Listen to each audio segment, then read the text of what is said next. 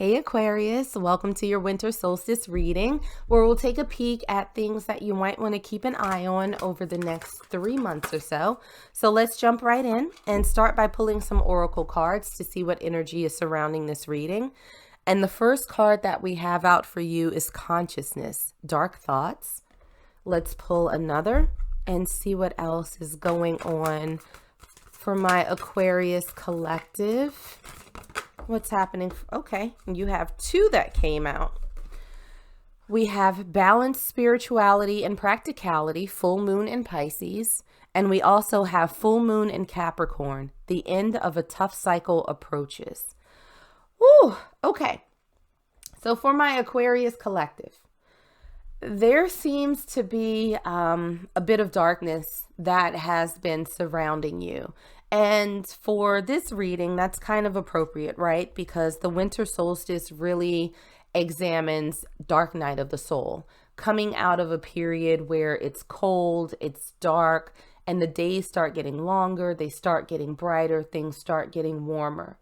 And so if you all out there are sort of consumed with dark thoughts, and I think that this has a lot to do about your capabilities as a person, as a human being, whether or not you can achieve your goals in life. If it's financial, if it's related to love, if there are other things that you have sort of set your sights on, it almost feels as though there's a bit of negative self-talk that's been happening with you for a while. And I don't necessarily think that that's just sort of how you were born, like you didn't come out of the womb a child of darkness, but it feels like for the vast majority of you out there, that there have just been life situations that have sort of dimmed your light a little bit. And I will say that this reading feels quite heavy. It feels as though you have been going through some things for a relatively long period of time. And so the good news is that the energy around this reading is that those times are going to start to subside a little bit, that things are going to start getting better. As we are going through winter solstice, it's almost like, oh, look, there's the light at the end of the tunnel. And that light is the springtime. Again, when the days are longer, the weather is warmer, and those seeds that you've been, I just heard desperately trying to plant are finally going to start blossoming. They're finally going to start bearing fruit. And so that's the good news. We also have balanced spirituality and practicality. And so I feel like for a lot of you all, you have been on this path of manifesting and trying to figure out why your manifestations haven't necessarily shown up in the 3D just yet. It's almost like, listen, I've been scripting, I've been meditating, I've been listening to chants, I've been doing yoga, I have been doing all sorts of stuff, and I don't see anything coming out of it. And it's almost like Spirit is saying, hang in there. Hang in there and make sure that you keep in mind that you can't really do all of that in a vacuum, right? So it's kind of like you're saying, I'm manifesting my dream job. I am, but if you don't leave your house and if you don't apply for jobs, how exactly is that going to happen? Even if you have a situation where somebody just randomly calls you and it's like, oh my God, I just saw this job that you would be absolutely perfect for. I know the hiring manager, like they're my best friend in the whole world and I can talk to her if you want. Well, if you don't answer the phone and have that conversation, how are you going to be able to take advantage of that? So I feel like there's a little bit more active involvement that might be needed from you to make sure that your manifestations come to fruition. And this really seems like a matter of you not self-sabotaging in these situations. So let's start with some tarot and see what other messages we can get. And we're going to start first by taking a peek at sort of this winter solstice season as a whole. What we have for you is the Fountain in reverse, and we also have the Knight of Coins in reverse. So these are two interesting cards because the Fountain is really the embodiment of everything that is sort of going to happen. It's what's written for you. It's the path that's meant for you. This new beginning, the start of everything that's fresh. And having that with the Knight of Coins in reverse is also interesting because the Knight of Coins, when it's upright, is the slowest moving knight in the deck. And even though that's the case, it's also one of the most stable. So you know that when this opportunity, when this message comes in, and it is related to typically to material things, to finances, to wealth, to tangible goods, it's a foundation, right? It's an opportunity that's been given a lot of thought. It's not something that's fly by night. It's something that's meant to last, provided that it's taken care of properly. Now, interestingly, with the Fountain in reverse and the Knight of Coins in reverse, it almost feels as like there's been a little bit of a delay, but things are going to start picking up for you. So that's, your sort of winter solstice season as a whole, where things have seemed stagnant, things have seemed delayed, and you may have been getting a little bit frustrated with the process, with the waiting. It feels as though things are going to start picking up, that you are going to start receiving messages or indicators or opportunities that are going to get you closer to your goal. Now, looking at your love life, oh, my Aquariuses, let's take a peek at your love life. We have the Queen of Cups to start out with. The Queen of Cups is, right up there with Empress energy. It's someone who has a lot of love to give, not just to other people, but to yourself as well. And so this is, sex, gender agnostic. Everybody can embody the Queen of Cups energy. We're not going to take all of those. We are not going to take all of those. I think we will take the ones that flipped over. But clarifying the Queen of Cups, we have the Page of Wands in reverse, and we also have the Four of Swords in reverse. So I like this energy because when it comes to your love life, the Four of Swords upright is a card of resting. It's a card of contemplation. There's not much activity that's happening here. And I think that when it comes to your love life, if you want it, that there is an opportunity to go out and explore something new. And it's the Page of Wands in reverse. I actually feel like this is a very nervous energy that's around you. It's someone who is intrigued by you and they want to get to know you, but it's almost as if they're downplaying their energy. They're downplaying their curiosity. So you may not have any idea that this person may want to shoot their shot. Like they're sort of looking for a chance. So if your love life has been a little bit quiet, Aquarius collective, look for little signs, look for little signals, because it feels like it's starting to pick up. So if you have someone around you who's acting a little bit weird, it's almost the equivalent of like when you see little kids in elementary school and a little boy like pulls on a little girl's pigtails, but then gives them like their pudding snack at lunch.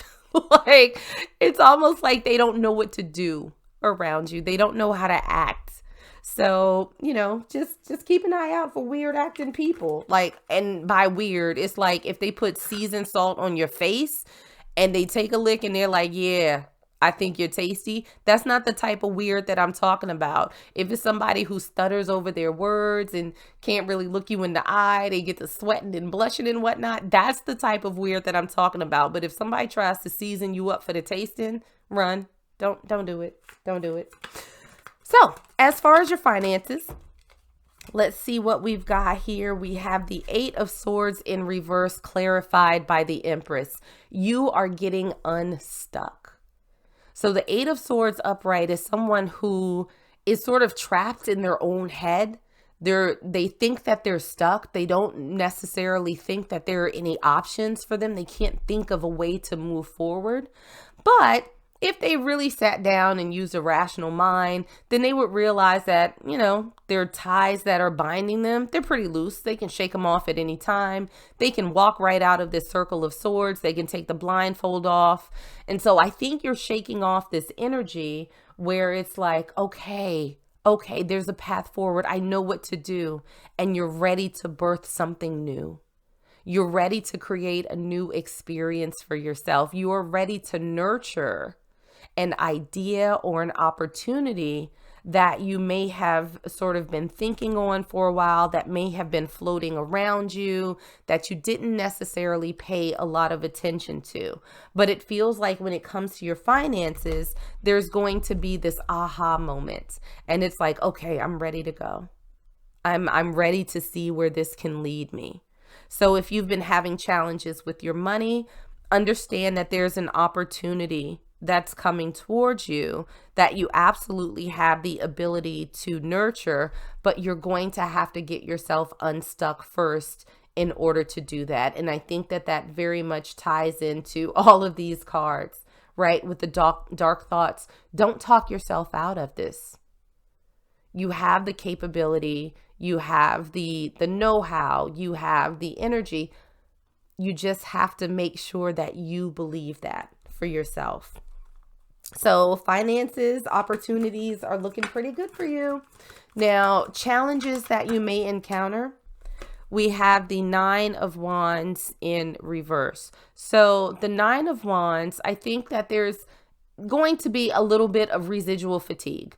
Just on the strength of the things that you have experienced. My 9 of Wands is sort of like the wounded soldier, right? They're standing up, they're propping themselves up with, this wand. They're surrounded by other wands.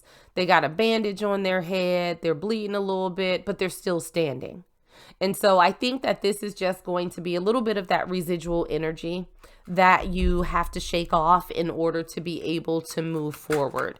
So not a huge challenge, but we also have that clarified by the Ace of Wands upright. So I think that you getting into a place where you're able to reconcile whatever it is that's happened in the past and shake off that negative energy so that you can regain your spark is going to be, I don't want to say an uphill battle because it doesn't feel that deep. It very much feels as though you're on the tail end of this. So thinking about rejuvenating yourself, looking at the opportunities that lie ahead and actually allowing yourself to get excited about it. I think that there's a little bit of a sense of trepidation that's happening for you, given everything that you've encountered before. And all of the things that have sort of led you to having doubts about what it is that you can have in this life, what it is that you can accomplish. You're not quite out of that energy yet. So I think that there's still a couple of steps that you're going to have to do to be able to overcome that. Not insurmountable at all, Aquarius, not even by a long shot. You got this. It's just going to take a little bit of time and effort. So what's going to flourish in this season for you? We have the 4 of Wands. This is the 1111 card. It's about the wish fulfillment. It's about creating a foundation. So coming out of all of this sort of icky, dark energy, you're going to be able to create this gateway that is going to bring in an entirely new cycle for you. It's going to sort of, I can't say it's going to make everything worth it, but it's going to sort of answer some of the questions that you've had. I think that it's going to build you up as a person. And so creating this foundation, this gateway for new opportunities, new experiences, new abundance in your life, clarified by the Tower. So there are going to be changes that are coming in for you. And remember, initially when we first started the tarot, we have the Knight of Coins in reverse. So things are going to start picking up for you. And you're going to see these profound changes in your life that are going to bring more stability as you come out of this challenging cycle that you've been in. As you have more faith and confidence in yourself, you're going to see a lot more opportunities opening up for you. Now, for personal growth, we have the Eight of Wands in reverse. I think that you are now in a place where you are going to start taking things more slowly. You're going to take things day by day. It's not a situation, I think, where you feel as though you need to rush into anything, like there's no need for hyperspeed. I do feel like, and look what came out, Temperance. You're finding that balance. You're being very stable about life. It feels as though there is absolutely no reason for you to rush this process or to jump into anything. I think that as you start changing and as you start seeing these new opportunities and experiences coming in, you're going to approach them from a very, very stable perspective. And we saw that here with the 1111 card, that gateway, building that foundation for yourself. So I think that a part of your personal growth is really going to be looking at things in their entirety and sort of balancing the practical with the spiritual. It's like, okay, I'm manifesting this. Now, how do I go about it? I want to make sure that I do things that feel right for me. So it's a very, very peaceful energy. That's sort of towards the end of this reading, where we came in with a little bit of self-sabotage, with a little bit of negative self-talk. And what we have coming out is a very balanced person who is ready to explore in a smart way and who's not making any sort of sudden changes, but looking at making significant changes in how they show up and how they approach life. So that's what I got from my Aquarius collective. Like and subscribe if you enjoyed, and I will see you in the next one.